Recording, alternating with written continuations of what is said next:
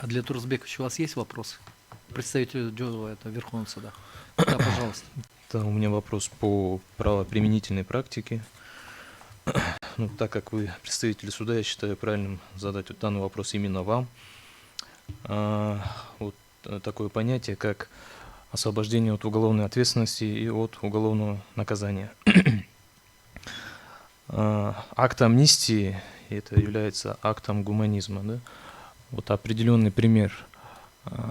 Вот человек, он на скамье подсудимых, предъявленная статья, она имеет санкции наказания в виде лишения свободы, также и штрафа, допустим, да? В силу вот, институт назначения наказания, то есть смягчающие, отягчающие обстоятельства ответственности, данные все обстоятельства суд рассматривает и решает то, что нет необходимости лишать человека свободы.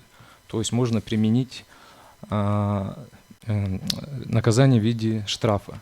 Но, тем не менее, данный акт амнистии предусматривает освобождение от наказания только от наказания в виде лишения свободы. И тогда, получается, суду, чтобы применить акт гуманизма, придется назначить ему наивысшую меру наказания, указанной в данной статье, то есть лишение свободы, и освободить его. Или же, если он не применит акт амнистии, тогда она к нему не применяется, да? То есть имеется в виду, если назначить именно штрафа, акт амнистии к нему не применяется. Согласно статьи 27 Уголовного процессуального кодекса, акт амнистии является безусловным обстоятельством, исключающим производство по делу, если в ходе следствия или суда установлено, что лицо подпадает под критерии амнистии. Дело подлежит прекращению. Но условия возмещения, именно согласно изменениям редакции 22 и 25 года Уголовного кодекса, есть обновленные требования, это согласно которым амнистия не применяется к лицам, не возместившим как минимум третью, четвертой части суммы причиненного ущерба. И применение преступления после срока действия акта амнистии, решение о его применении применяет суд или следователь санкции прокурора. То есть истечение срока организационных мероприятий по закону об амнистии не аннулирует материальное право лица на освобождение от ответственности, возникшей в силу факта совершения деяния в охватываемый период именно действия закона об амнистии. То есть если у него уже он материальный ущерб восстановил, то амнистия может применяться таким лицам. Много мой вопрос не поняли, да? Я имею в виду в случае альтернативных наказаний. Допустим, суд не видит то, что данному подсудимому, обвиняемому необходимо назначить наказание в виде лишения свободы. С учетом всех обстоятельств он думает, то, что его можно не изолировать от общества и назначить штраф. Но, тем не менее, акт амнистии, который вышел, оно к нему неприменимо получается. И суду приходится тогда уже переступать через вот этот институт назначения наказания и назначать ему высшую меру наказания и потом уже освобождать от наказания. Нет, это смотря уже как в законе об амнистии было расписано, или подпадает ли это преступление под амнистию. Если оно подпадает, то основной критерий это чтобы он возместил материальный ущерб, и можно применить уже к этому лицу амнистию. То есть если он не восстановил материальный ущерб, то или еще он не подпадает, это преступление под амнистию, то он не может его применить. Спасибо, нет вопросов. Айдар Хасмалевич, у вас есть вопрос к Нет, не имеется. Верховного суда? Нет? Уважаемые судьи, есть вопрос? Да, пожалуйста. Уважаемый Эльвира Телековна, вот вы как раз хорошо задели работу пленума Верховного суда. Какого года этот пленум, еще раз подскажите нам? 2021 года, 21 год, февраля, да? Ну, в принципе, Как он называется?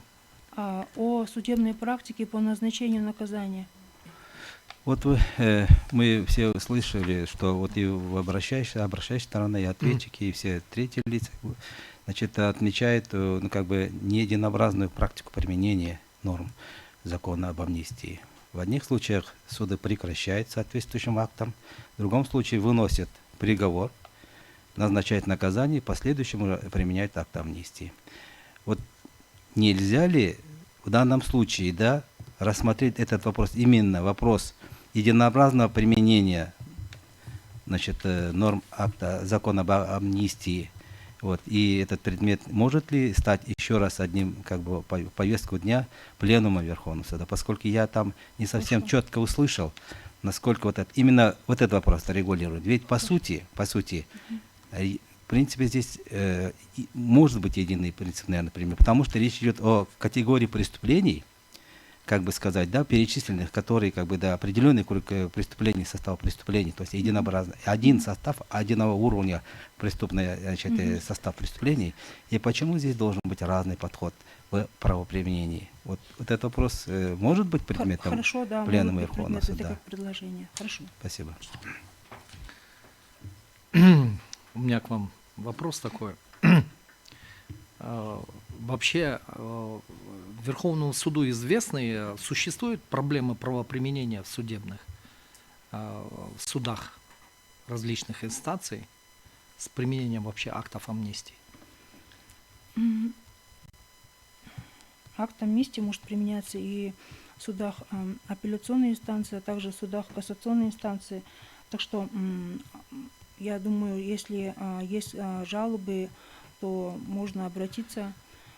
Вы, нет, здесь я не то имел в виду. Вообще имеется в виду какое-то обобщение Верховный суд именно проводит по вопросам применения амнистии. Один из таких важных, я бы сказал, государственных актов, когда выносится акт амнистии. Да, и для того, чтобы не было такого различного толкования, различного правоприменения, которое в конечном итоге как бы формирует какие-то нормы несправедливости, потому что люди страдают от неравного отношения к определенным лицам по каким-либо причинам, потому что кого-то успели осудить, кого-то не успели осудить в период действия, хотя, например, возможно, действия совершались в один и тот же период, они совершали одну и ту же категорию преступлений. И вот я вот поэтому и спрашиваю, в Верховном суде есть вот что-то, Когда я какие-то вопросы вообще? готовилась к сегодняшнему заседанию, я спросила, у нас есть отдел обобщения, Да. и они сказали, что с 2026 года начали эту работу вести. И мне поэтому только дали То есть эта статистику. работа только началась Да, вести, да? да. Понятно. Это уже... Они внесли пункт, вот раздел полностью будет теперь статистику собирать. Понятно. Присаживайтесь. Спасибо.